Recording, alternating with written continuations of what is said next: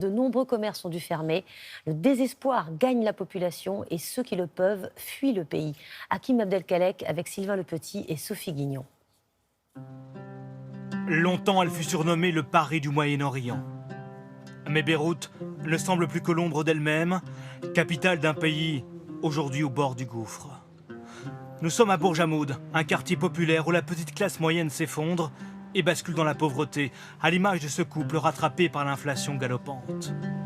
Au Liban, certains prix sont devenus tellement volatiles qu'ils ne sont plus affichés.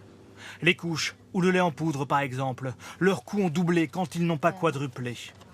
Pour connaître le tarif du jour, il faut aller à la caisse. Ça, c'est 30 €.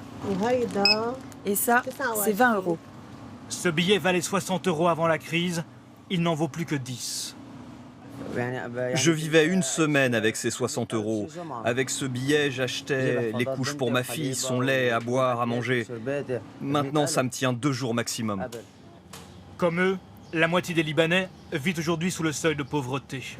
Cet ancien garagiste qui gagnait 530 € par mois nourrit désormais son bébé de 10 mois avec du pain pour économiser le lait en poudre. On met de l'eau dessus parce que le pain est trop sec.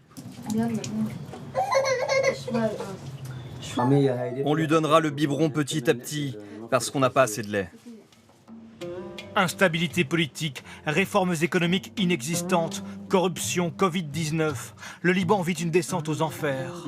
Les faillites se multiplient, les scènes de désespoir aussi. Ici, un père qui braque cette pharmacie pour obtenir des couches gratuites. Là, le suicide d'un homme en plein jour, vendredi dernier, qui a bouleversé tout le pays. Cette crise se fait même sentir jusque dans le quartier chrétien d'Ashrafieh, réputé le plus riche de Beyrouth.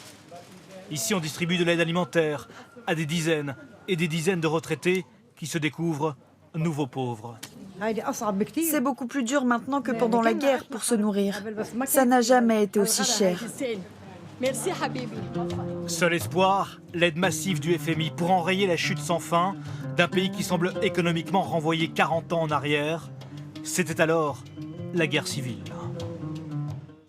Et puis notez que le ministre français des Affaires étrangères, Jean-Yves Le Drian, s'est dit très inquiet de la situation au Liban. Il devrait s'y rendre dans quelques jours.